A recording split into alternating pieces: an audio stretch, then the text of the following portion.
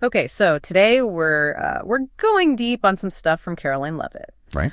Specifically, some remarks she made that were featured in a Ring of Fire video on YouTube. Okay.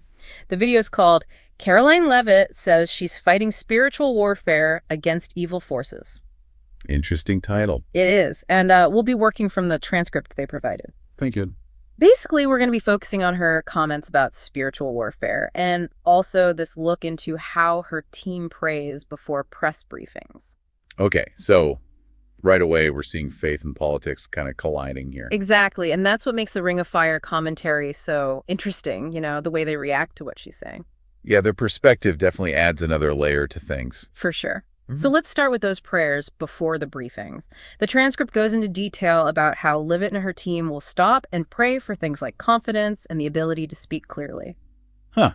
So they're looking for some divine help before going out to face the press. Yeah, it's kind of a powerful image, right? Yeah. I mean, what really struck me was how the Ring of Fire commentator jumps on that. Oh, yeah. They bring up Leavitt's past verbal slip-ups. Yeah. They even mention a time she supposedly said something about declaring war on law and order. Oh, wow. So it makes you wonder what they're getting at. Yeah, are they questioning if the prayers are actually working or even if they're genuine? It seems like they might be. Yeah, and it's that contrast that I find so interesting. Right. On the one hand, you have this display of humility and reliance on faith, and on the other, you have these accusations of her making inaccurate statements. So it really makes you think about how people in such public positions deal with the pressure. Absolutely.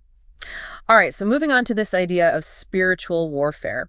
The transcript has a quote from Leavitt where she confirms that, she sees the current political climate as this kind of battle between good and evil. Oh, I see. And she even brings up her time on the campaign trail with President Trump talking about feeling these evil forces. So how do you make sense of that kind of language in a political context? Well, it definitely raises the stakes, doesn't it? Definitely. I mean, framing political disagreements as spiritual warfare. Yeah. It's not just about policy anymore. Yeah, it becomes a fight for good against evil. Exactly.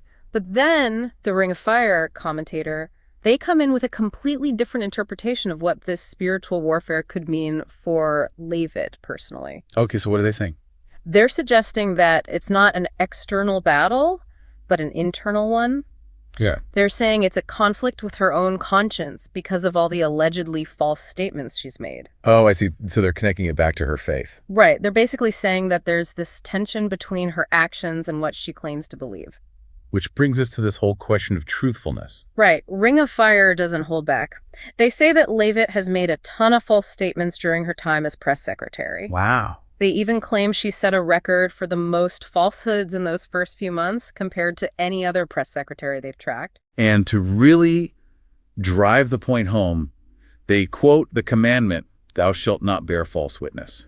Yeah, it's a pretty direct attack on her credibility. Absolutely. Yeah. Their whole critique really rests on this idea that she's being dishonest. Exactly. And they take it even further by saying that this spiritual warfare she talks about is actually this internal struggle she's having because of all the lies. I see. And that last comment they make about hoping her beliefs aren't genuine because of the consequences, well, that just shows how seriously they're taking this whole issue. Yeah, no kidding. Okay. So we've got these two main points. Yeah. The prayer briefings and the idea of spiritual warfare, which Ring of Fire reinterprets in a pretty harsh way. Right. And the commentator is pretty skeptical that the prayers are actually helping Leavitt communicate more clearly. And they see the whole spiritual warfare thing as more about a battle with her conscience because of the alleged dishonesty. It's definitely a clash between how Leavitt presents herself, someone who's guided by her faith, and this very critical perspective from the media. It really makes you think about the role of faith and truthfulness in public life. Exactly.